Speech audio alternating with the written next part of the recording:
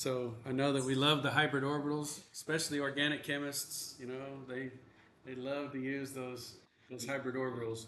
Um, but I'm going to break your brain a little bit this morning in showing that the photoelectron spectroscopy does not support the hybrid orbitals at all. Okay. So the valence bond theory that you grew up with and that we've been using uses, you know, 2 electrons for each bond. And so that's the local part of local bond theory. And then we get into things like the 8 electron rule or the octet rule when we're making our Lewis dot structures. And it's this octet rule is strongly adhered to by carbon, nitrogen, oxygen, and fluorine. And in fact, for carbon, that's why we make double bonds in the Lewis dot structure. So if we make a carbon that doesn't have 8 electrons, we start forming double and triple bonds until it has 8 electrons. That's what's driving the double bond nature in all of our Lewis dot structures. Okay. And then for the larger elements, we have this thing called expanded valences is the right term, but I've heard many professors call expanded octets. It's like, what on earth is that? That's just a dumb term, because if it's an octet, it has 8. And if it has 10, that's not 8. 10 is not a big 8. An 8 that takes up more space. That's 10, it's not 8. Okay. So I don't like the term expanded octets. So again, this is the Lewis dot structure. This is review. You sum up the valence electrons, you complete single bonds. You subtract 2 electrons from the total for each bond. Place the non-bonded pairs on electrons with the most electronegative atoms first. Subtract those from the total, and then if any electrons remain, you stick them on the central atom, and then you start forming double bonds to give octets to carbon, nitrogen, oxygen, and fluorine. I say fluorine because it wants an octet, but it's not going to have any double bonds. So it's really forming double bonds for oxygen and carbon and nitrogen. So the optional addition is maybe create double bonds to reduce the formal charges. And so that might be something you do for sulfuric acid. Okay, so where sulfuric acid would have, you know, a positive 2 charge on sulfur and 4 negatively charged oxygens, you could form double bonds to reduce the total charges on all of those. And then we use Vesper theory to generate the 3D structures. We've been doing this the whole semester, so you know we could go through and do this for water and CO2, but I want to go ahead and just get on with the next thing. So you can picture in your mind the Lewis dot structure of water or the Lewis dot structure of CO2 with double bonds, linear structure. Now, this Vesper theory was enough to create this bent structure for water and this linear structure for CO2.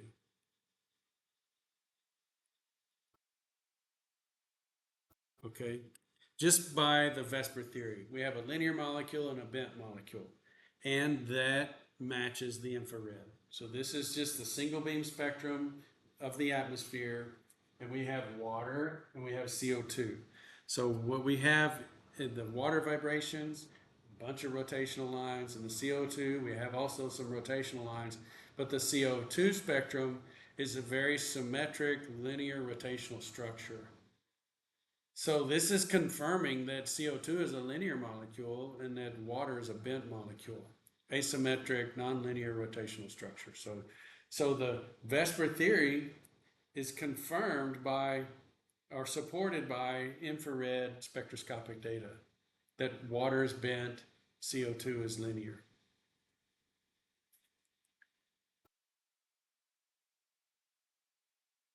So that's local bond theory, and it has some support. So far, that's what we've been using for all of our symmetry is local bond theory. But then we get into the electronic structure. So here's how we do, this is the photoelectron experiment. We hit a substance with X-rays or UV rays, and we kick out electrons. That's the photoelectron. This is the photon comes in, electron comes out. And then we can run this through an energy analyzer. So we can put a positive charge here and a negative charge here on the outside, and we can make it turn this corner and hit our detector. Okay? If the electron's going too fast, it's going to hit that wall. If it's going too slow, it's going to hit this wall. So this is an energy filter. And then we just scan those positive and negative charges, and we can scan the energy of the electrons that come out.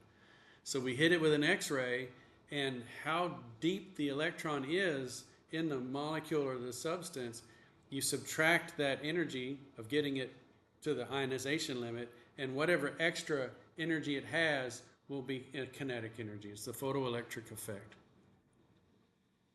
And so if we plot this of water, we put water there, what kinds of electrons do we have? If local bond theory were true, we would have lone pair electrons, and we'd have OH bonding electrons. We'd have two types of electrons and two energies. We have sp3 hybrids, but the lone pairs likely would have a different energy than the sp3 hybrids for the OH bonds. So we would expect two peaks. Does everybody agree with that? We have two types of electrons in the valence region. And we'd have the core electrons, like way over here there would be an oxygen, right? Maybe an oxygen 2s. O1s. Yeah.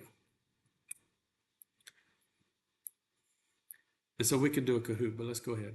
So this is the molecular orbital theory of water. Very different, right? We've got linear combinations of atomic orbitals and so on. And look how many different electron orbitals we have. Now, if we hit this with UV light, or maybe X-ray light or hard UV light, it comes in and it hits this molecule. And we have, say up here, we have some H2O plus. And then here's this energy level, 2 electrons in it. So this is the incident H nu.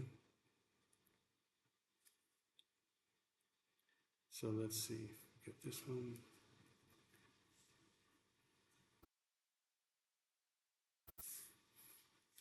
This one.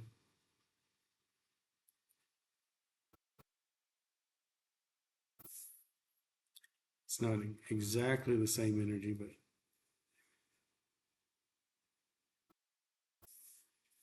so this H nu is the incident light, and it's all 4 of these arrows should be the same length. I tried to draw them the same length, and this right here is the kinetic energy.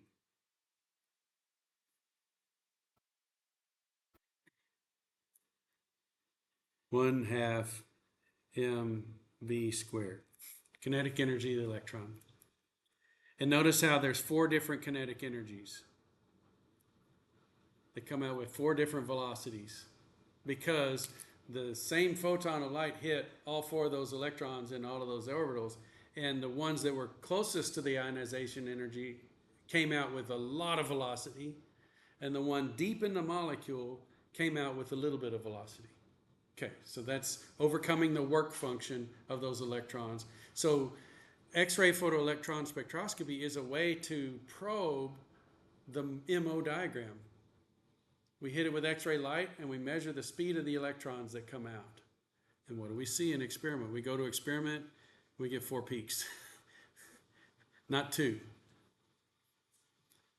And the paper that this is published in even labeled them by their symmetry. Okay, so here's the photoelectron spectroscopy of water, and it labeled the spectra 2A1, 1B1, 3A1, and 1B2, or 1B1.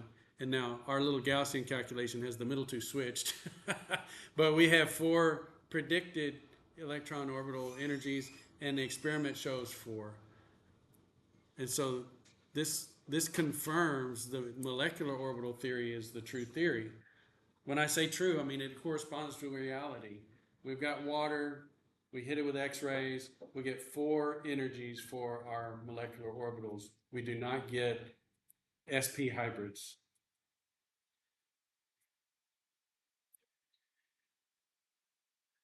So what do we do with our theories? So this is something that I never got in all of my undergrad or my graduate course is how to evaluate theories. This is more a philosophy than chemistry. It's really kind of sad that I had to learn this after I graduated with a doctorate of philosophy.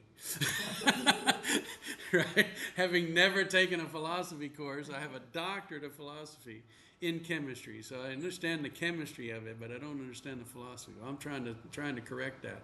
And so we evaluate theories using these philosophical categories. So explanatory power.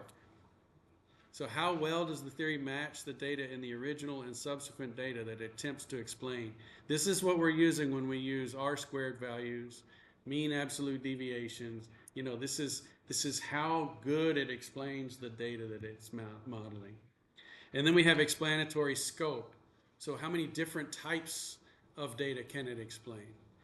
So is the data set diverse? So we have three different things that we're talking about. We're talking about rotational behavior, we're talking about vibrational behavior, and electronic behavior.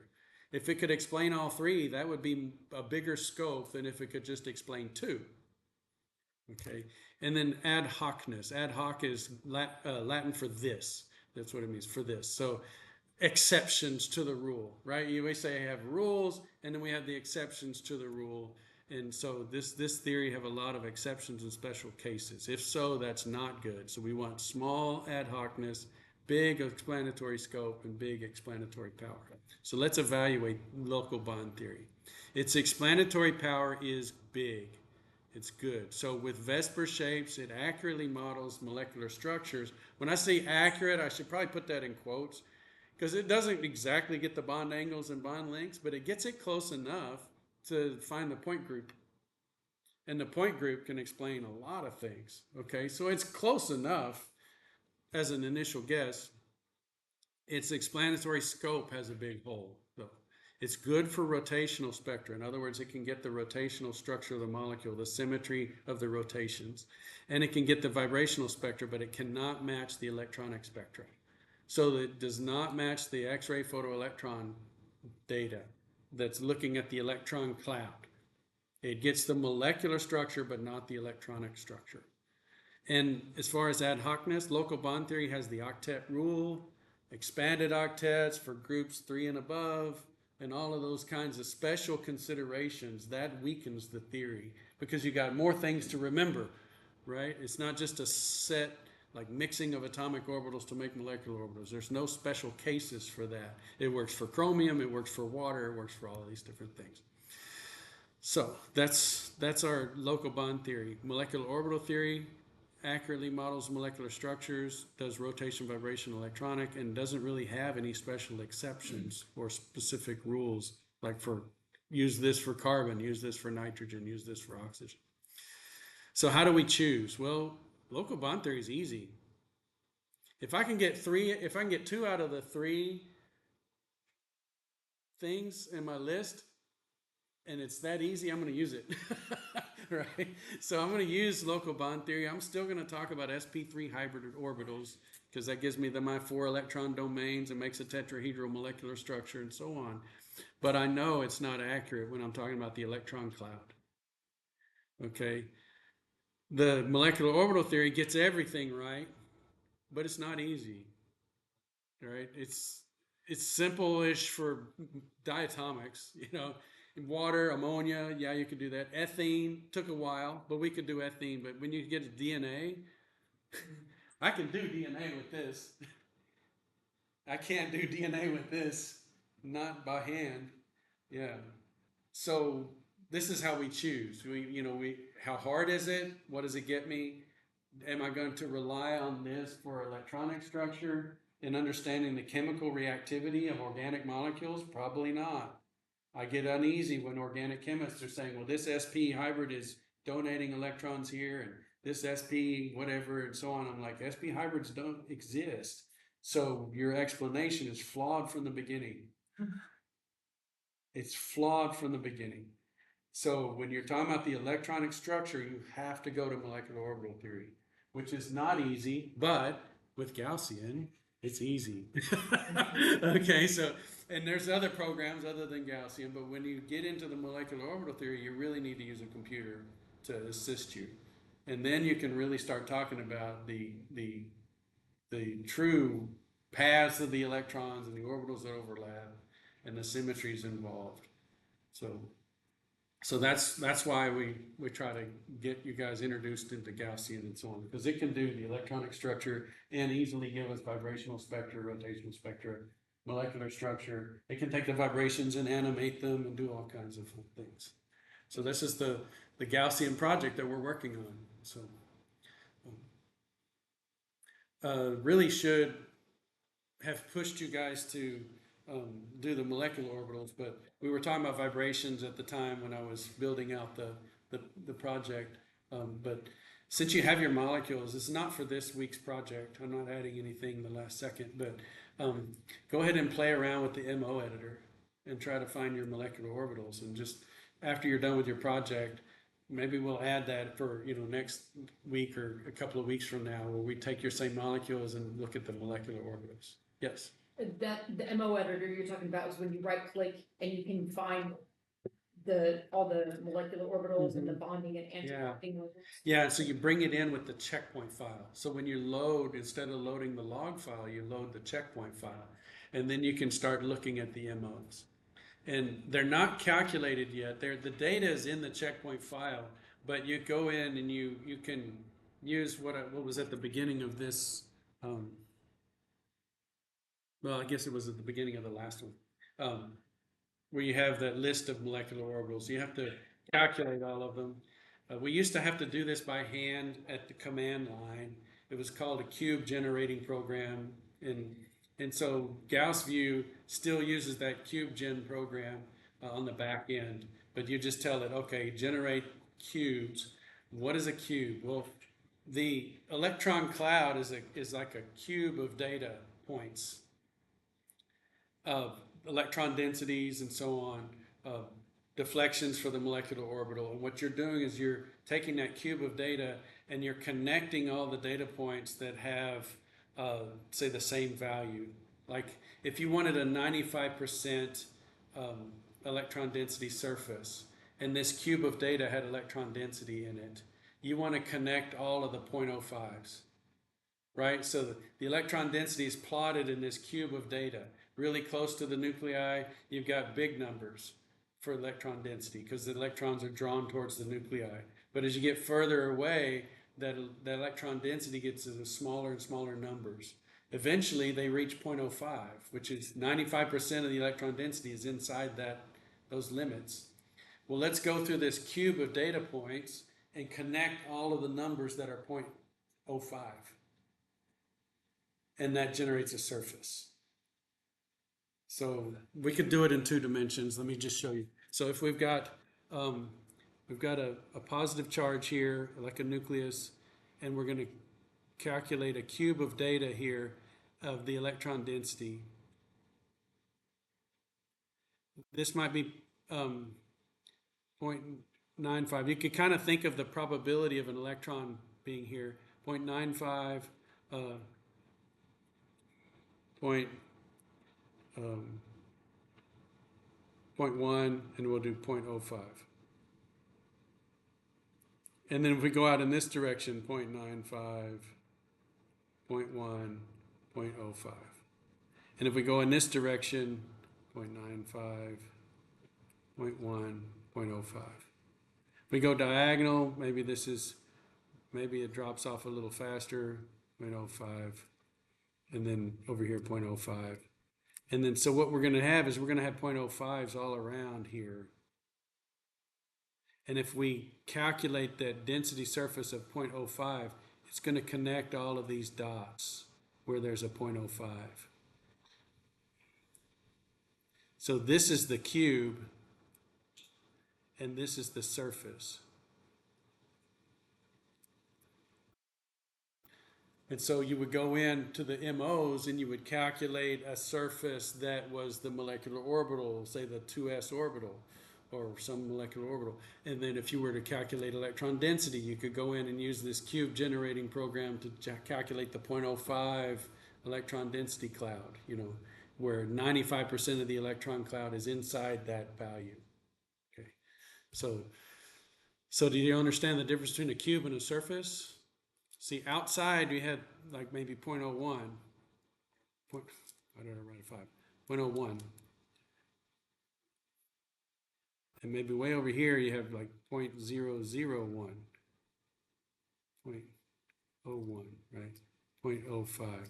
So it's just whatever value you tell it, it's calculating, it's connecting all of those values so that you get that surface that's a 0.001 surface or a 0.05 surface. You can play around with that in your MO editor. You can play around with that in your to generate the electron density surface.